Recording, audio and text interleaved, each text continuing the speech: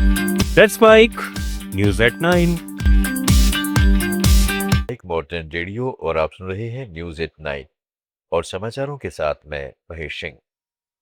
Iran बनाम Israel America टकराव का आज 71वां दिन है। ईरान और अमेरिका के बीच स्ट्रेट ऑफ हॉर्मुज में तनाव बरकरार है। अमेरिका ने ईरानी तेल टैंकरों पर हमला किया, जिसके जवाब में ईरान ने गोलीबारी की और एक टैंकर जब्त भी कर लिया। अलग अलग जगहों पर छिटपुट झड़पें हो रही है।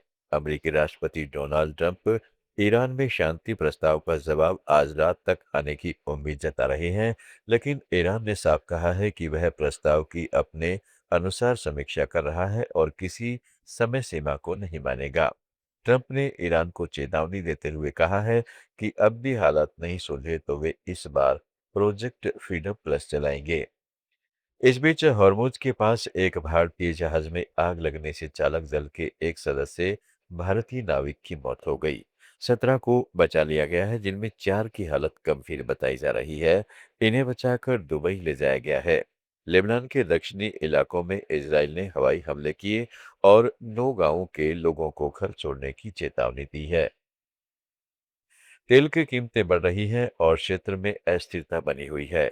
दोनों पक्ष बातचीत का रास्ता अभी खुला रखे हुए हैं, लेकिन परमाणु कार्यक्रम, हॉर्मुज का नियंत्रण और क्षेत्रीय सुरक्षा जैसे बड़े मुद्दे अभी भी सुलझने बाकी हैं।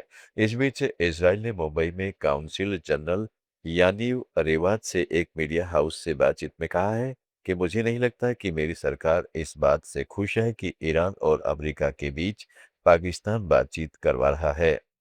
असम के मार्गरेटा क्षेत्र में सिंगफो समुदाय की ऐतिहासिक विरासत अब जापान पहुंच गई है। जापान की एक 6 सदस्यों की शोध टीम ने हाल ही में असम के बिसा गांव का दौरा किया और सिंगफो समुदाय की पारंपरिक फ्लोक चाय की संस्कृति का अध्ययन किया। इस दौरान शोधकर्ताओं ने स्थानीय लेखक जगत जांगमाई की 2 किताबें, बिसा राजा पेरात अबध स्वर्णिम इतिहास और शिंगफो जाति अरु बिसा राजा इतिव्रत खरीदी और उन्हें संग्रहण तथा शैक्षणिक शोध के लिए जापान ले गए। टीम की प्रमुख योशी मात्सुमिया ने असम की प्राकृतिक सुंदरता और सिंगपो चाय की सराहना की तथा भविष्य में इस क्षेत्र में और शोध जारी रखने की इच्छा जताई। यह कदम सिंगफो विरासत को वैश्विक मान्यता दिलाने की दिशा में महत्वपूर्ण माना जा रहा है।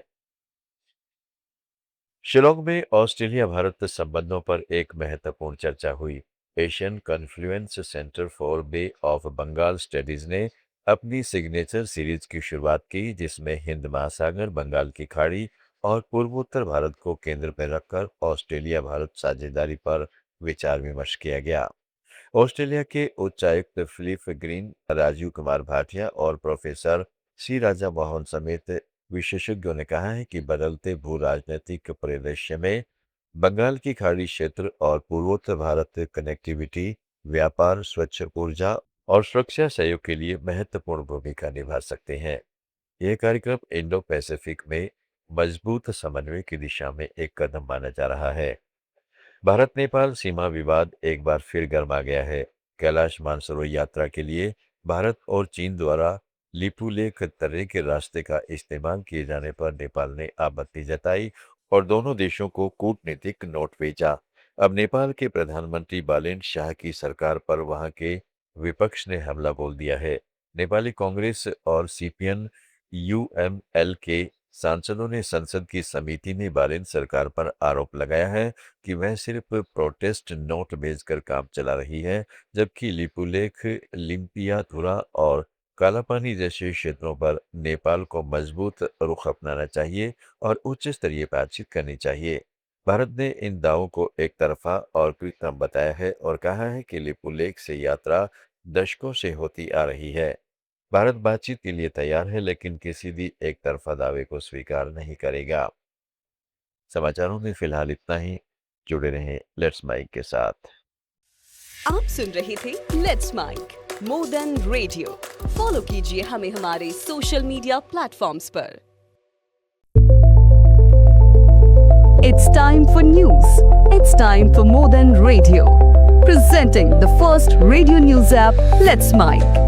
Let's Mike, a news-based app on your phone where you get to watch and listen news, talk shows, interviews, radio show.